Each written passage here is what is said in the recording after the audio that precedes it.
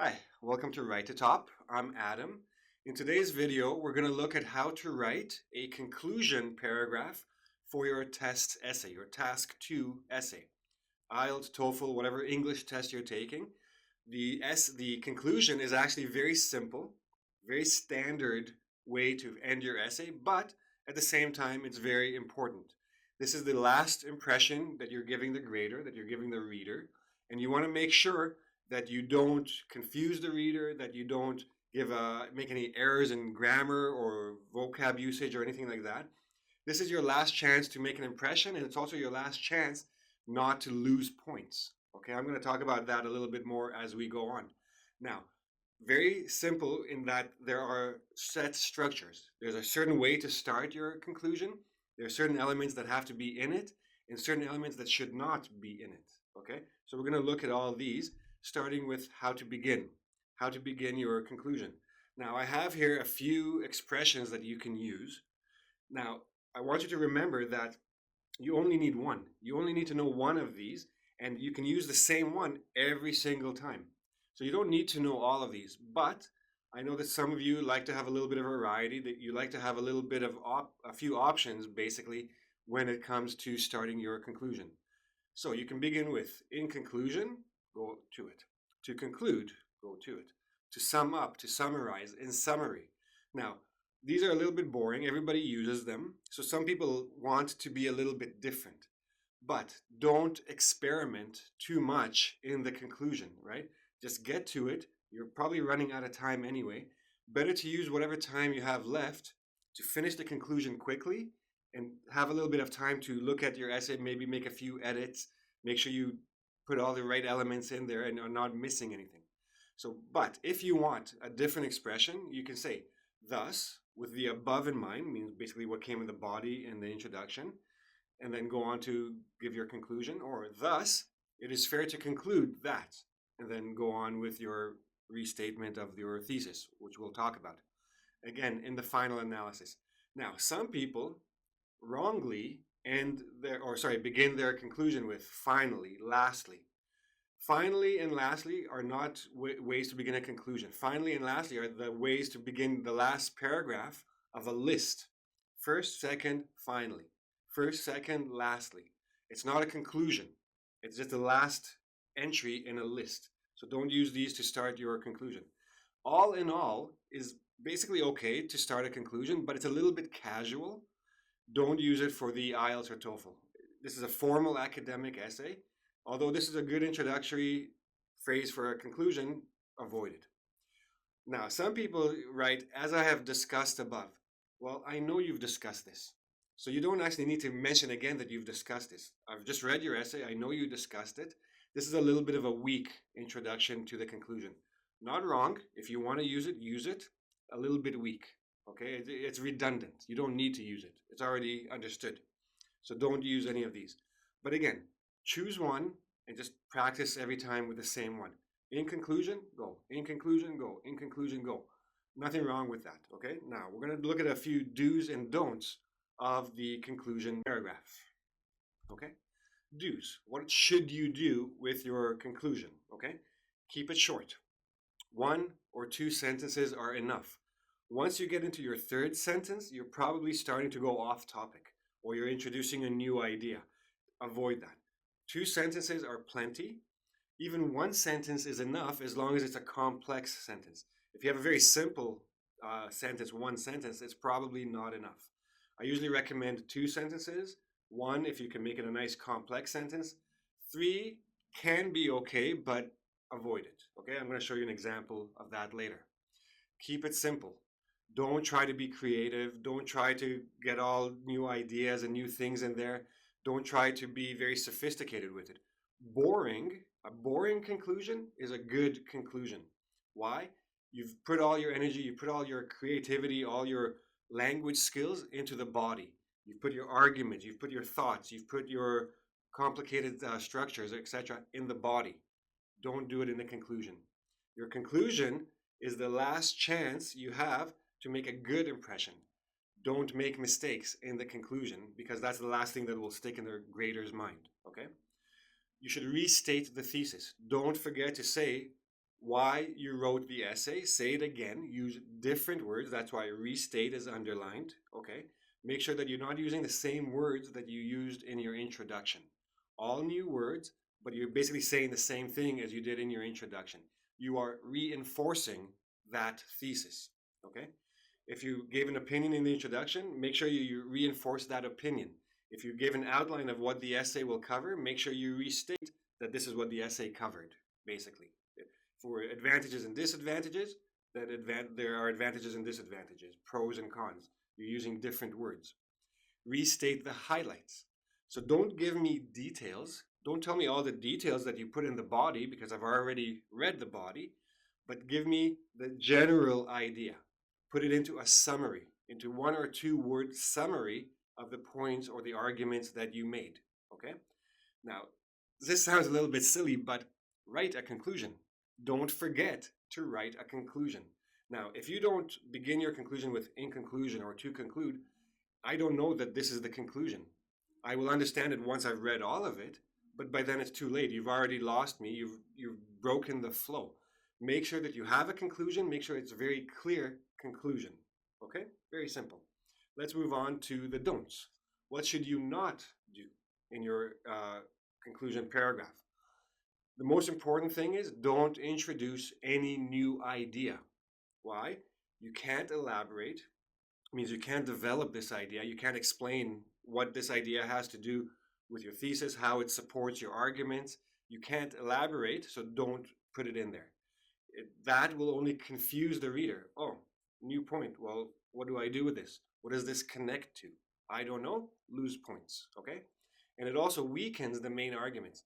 If you put especially if you put a very good point in the conclusion, then the points you put in your body become weaker because of that new point. No new points in the conclusion. Now, you can, and I put a little star, you don't have to, it's an option. You can add a point for future studies or actions related to the topic.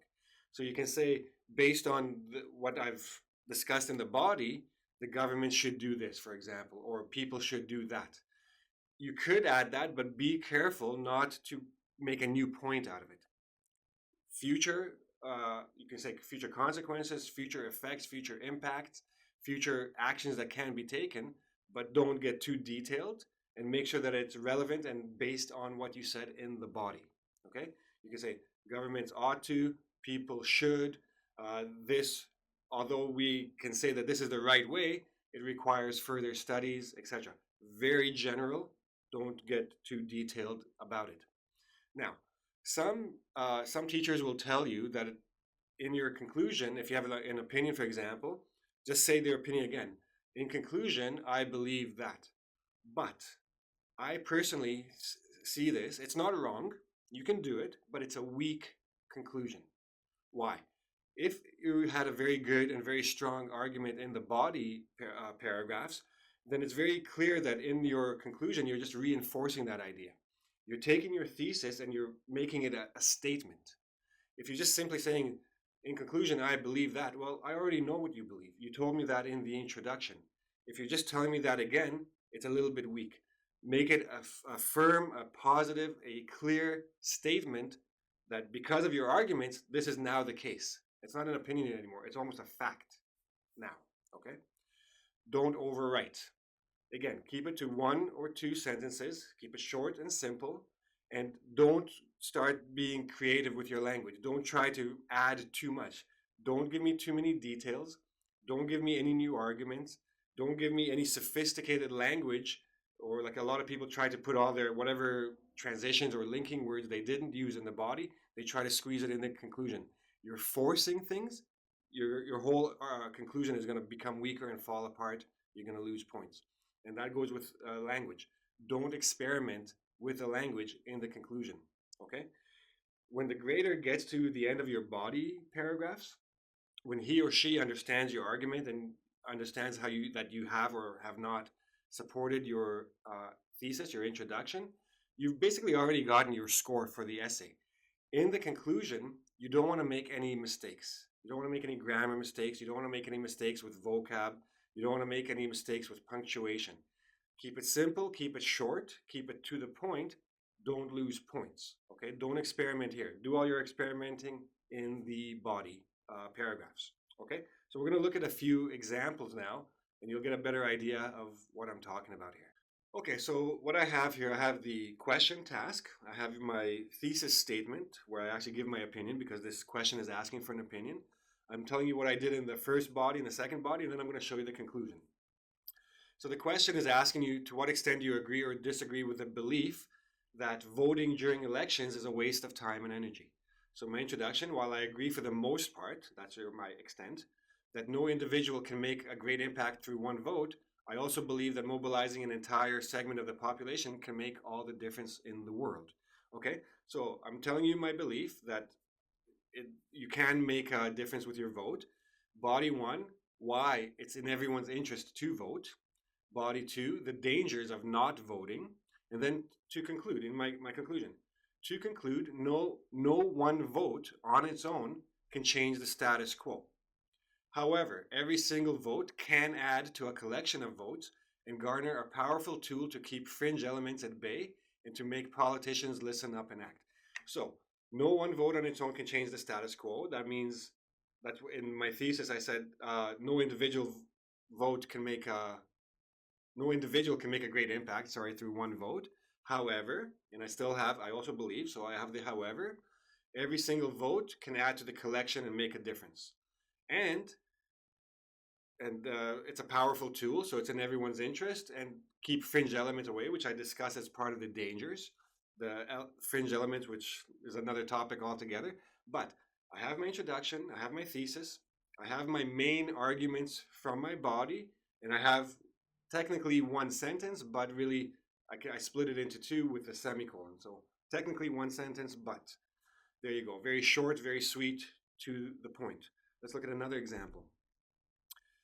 Here again, to what extent do you agree or disagree? So another opinion. I fully believe that politicians need to set aside their own interests and remember that these events are meant to showcase a nation for the world. Body one, demonstrate power through the people. Body two, negative consequences, corruption, etc. In conclusion, so before I had to conclude, now I have in conclusion, same thing. It is true that sports are a powerful tool to convey a nation's strength and unity. Notice I don't say I believe that. I make it a firm statement. It is true that sports are a powerful tool. Unfortunately, sports themselves and the athletes who participate in them have become tools for the world's leaders who ought to focus on their people rather than themselves. And there's both my thesis that they should do something else, and that people have become tools, and the sports and the athletes have become tools, and that politicians need to do something else, or the world's leaders need to think about them instead of themselves, about the athletes instead of themselves, about the nation instead of themselves. Okay, let's go to the last one. Here I had a two-part question. What can they do? It's an open question, and what can what can municipalities do, and what can they do to fund these? So it's a two-part open-ended question. There's no opinion here. And as soon as you don't have an opinion, make sure that in the conclusion you don't say I think that. They didn't ask you for an opinion, don't give them one.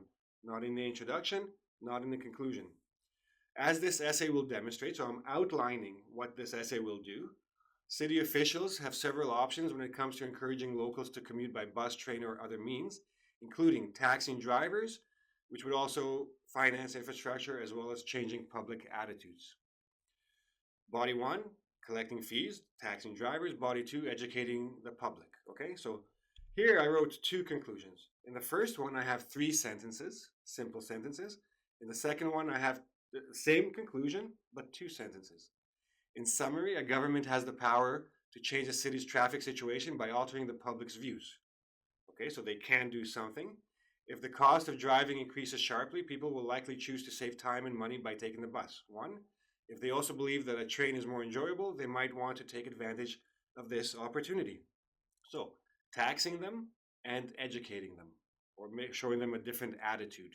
Okay, I put it all together in the second one. In summary, a government has the power to change a city's traffic situation by altering the public's views and by making driving less attractive.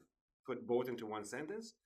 Thus, if driving becomes overly expensive and a train seems more enjoyable, people are more likely to take advantage of these public systems. and there's the conclusion of what will happen. Okay? Here I used in summary because I'm not necessarily reaching a conclusion.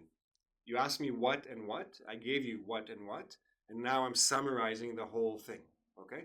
And putting it all together because it's an outline. It's not an opinion. I'm not making an argument. I'm just offering ideas, and the conclusion paragraph is a summary of those ideas. Okay? So there you have it. I hope this was a little bit helpful to you. Remember, keep your conclusion short, keep it simple. Just finish the essay and spend more whatever time you have left looking it over, making some edits, cleaning it up. If you have lots of scratches, erase them, make it pretty, make it easy to read. Don't give the graders reasons to deduct points. Okay? If you have any questions about this, you can ask below here on YouTube. You can also go to my Facebook page, my Instagram page, my Twitter page. You can go to my website, writetotop.com, and there's a lot of more information there you can find out about conclusions, introductions, bodies, everything. If you enjoyed this video, great. I'm glad you did. And please subscribe to my channel. I'll have more videos coming for you soon. And I'll see you again. Have a lovely day. Bye-bye.